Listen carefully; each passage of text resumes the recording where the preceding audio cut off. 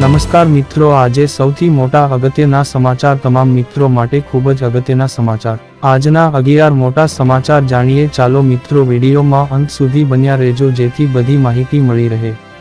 પ્રથમ સમાચાર, અંબાલાલ પટેલની આગાહી। ઉપરાંતના સમાચાર, મહાત્મા ગાંધી રાષ્ટ્રીય ગ્રામીણ રોજગાર યોજના। ઉપરાંતના સમાચાર, ખેડૂતોને મળશે 12,500 રૂપિયાની સહાય, આ રીતે લાભ લો। ઉપરાંતના સમાચાર, આવતા મહિને 13 દિવસ બેંકો રહેશે બંધ। ઉપરાંતના સમાચાર, 2 બેંકમાં ખાતા હશે તો ભરવો પડશે દંડ। ઉપરાંતના સમાચાર, ભૂપેન્દ્ર મોટી જાહેરાત 2024। ઉપરાંતના સમાચાર, અગ્નિવીરો ખુશખબર। ઉપરાંતના સમાચાર, ઠાકોર ભૂપેન્દ્ર મોટો નિર્ણય। ઉપરાંતના સમાચાર, નદીઓમાં પૂર, ભારે તબાહી। ઉપરાંતના સમાચાર, ખેડૂતોને 4,000નો હપ્તો આપવા માંગ। ઉપરાંતના સમાચાર, દેવા માફી અંગે જાહેરાત। આ બધા સમાચાર વિગતવાર જાણીએ। ચાલો મિત્રો, પ્રથમ સમાચાર જાણીએ। અંબાલાલ પટેલની આગાહી। સુરત, નવસારી અને વડોદરામાં અતિભારે વરસાદ બાદ ફરીથી હવામાન વિભાગની આગાહીએ લોકોની ચિંતા વધારી છે। આજે દક્ષિણ ગુજરાતમાં ઓરેન્જ એલર્ટ તો મધ્ય ગુજરાતમાં યલો એલર્ટ જાહેર કરાયું છે। આ વચ્ચે ગુજરાતમાં હવે ભારેથી અતિભારે વરસાદ તૂટી પડશે। રાજ્યમાં ભારેથી અતિભારે વરસાદની આગાહી છે।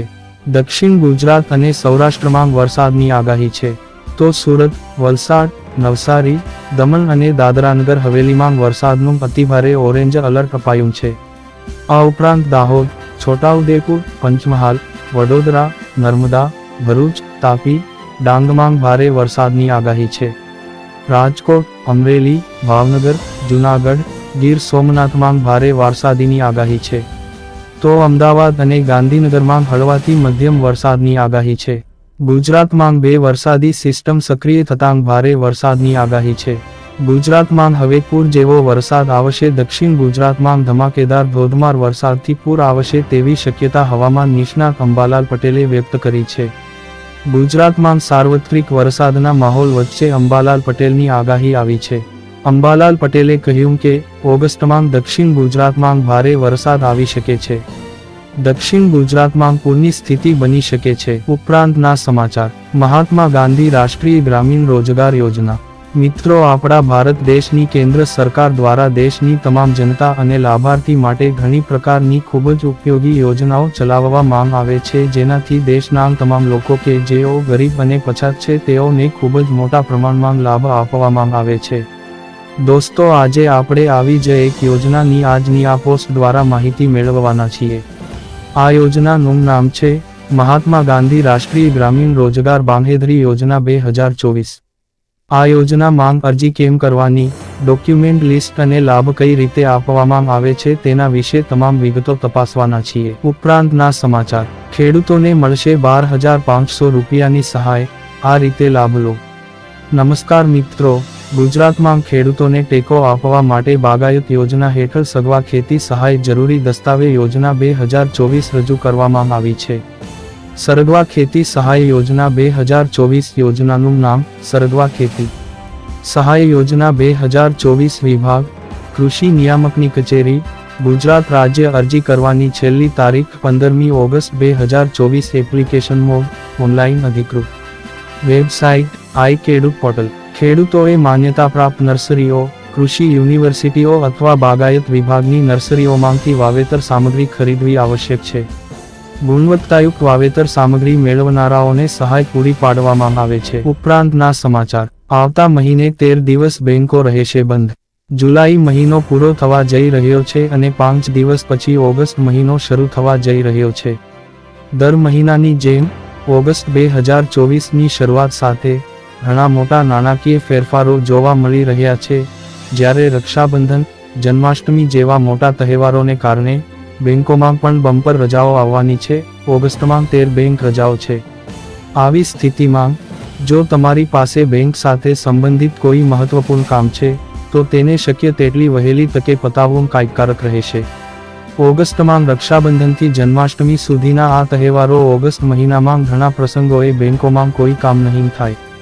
આવી સ્થિતિમાં બેંક સંબંધિત કામ માટે ઘરની બહાર નીકળતા પહેલા તમારા માટે reserve bank of India (RBI) ની બેંક હોલિડે લિસ્ટ પર નજર નાખવી ફાયદાકારક રહેશે। એવું બની શકે કે તમે ઉતાવળમાં બેંક પર પહોંચો અને ત્યાં લટકતું તાળું જોવા મળે.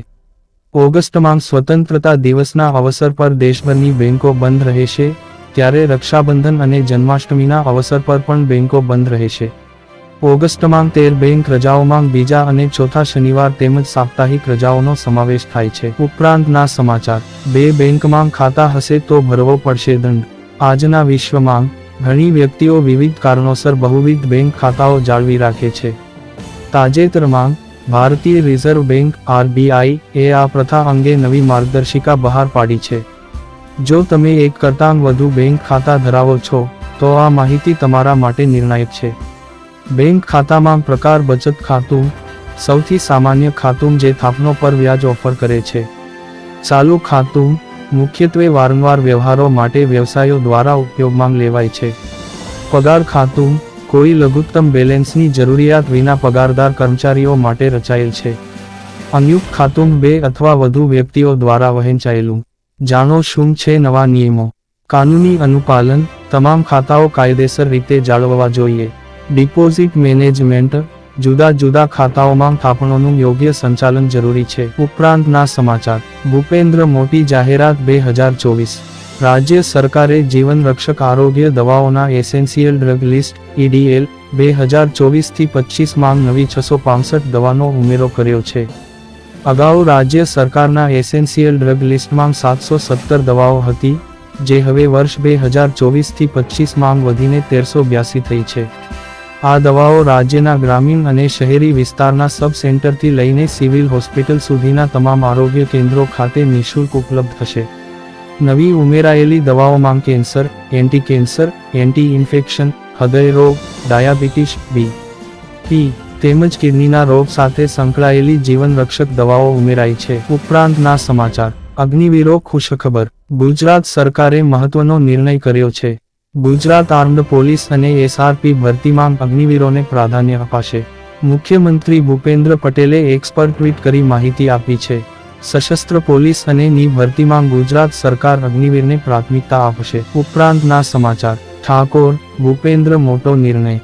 રાજ્ય સરકારે દ્વારા એક શબ્દ પર પ્રતિબંધ મૂકવામાં આવ્યો છે. સામાજિક ન્યાય અને અધિકારિતા વિભાગે ઠાકરડા શબ્દના ઉપયોગ પર પ્રતિબંધ મૂક્યો છે. આ શબ્દ પ્રયોગથી રાજ્યમાં 6 જ્ઞાતિઓ પર સીધી અસર થતી હોવાથી આ નિર્ણય લેવાયો છે. સાથોસાથ મહેસૂલી રેકોર્ડ તથા પંચાયતી રેકોર્ડમાં શબ્દ દૂર કરવા તથા સંબોધિત ન કરવા પણ સૂચના આપવામાં આવી છે. ઉપરાંતના સમાચાર. નદીઓમાં પૂર, ભારે તબાહી. નવસારીની પૂર્ણા નદી તેની ભયજનક સપાટીની ઉપરથી વહી રહી છે, જેના પરિણામે નવસારી જિલ્લામાં શુક્રવાર બપોર સુધીમાં અંદાજિત 2200 લોકોનું આશ્રયસ્થાનોમાં સુરક્ષિત રીતે સ્થળાંતર કરવામાં આવ્યું છે.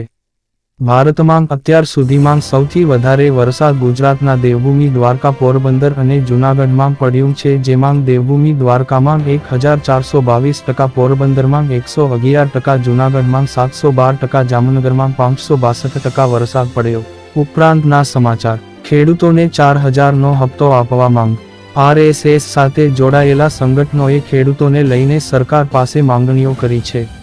ભારતીય કિસાન સંઘ, ભારતીય મજદૂર સંઘ અને સ્વદેશી જાગરણ મંચે નાણામંત્રી નિર્મલા સીતારમણ પાસે માંગ કરી છે કે આવનારા બજેટમાં કિસાન સન્માન નિધિ યોજના હેઠળ ખેડૂતોને આપવામાં આવતી વાર્ષિક 6,000થી વધારીને 12,000 કરવામાં આવે, જ્યારે હાલમાં ખેડૂતોને દર 4 મહિનાના અંતર સાથે 2,000થી 2,003 આપવામાં આવે છે, જ્યારે આવનારા સમયમાં સરકાર તેને વધારીને 12,000 રૂપિયા કરે તેવી માંગ કરવામાં આવી છે. પરંતુ 23 જુલાઈ 2024ના રોજ નાણામંત્રી મીરાબેન સીતારામ બજેટ રજૂ કર્યું હતું અને બજેટમાં PM કિસાન સન્માન નિધિ યોજનાની રકમ વધારવાનો ઉલ્લેખ કરવામાં આવ્યો કોઈ પાર નથી. ઉપરાંતના સમાચાર.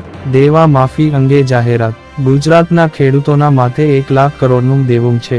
ગુજરાત આખા દેશમાં 9મા ક્રમે આવે છે. જો રાજ્યોની વાત કરીએ તો ગુજરાતમાં 47.53 લાખ ખેડૂતોએ કૃષિ લોન લીધી છે, જે 1 લાખ કરોડ રૂપિયાથી વધુ છે. સૌથી વધુ દેવું રાજસ્થાનના ખેડૂતો પર છે. આંકડા મુજબ 99.97 લાખ ખેડૂતોએ બેંકો પાસેથી લોન લીધી છે. આ લોનની રકમ 1.47 લાખ કરોડ રૂપિયાથી વધુ છે.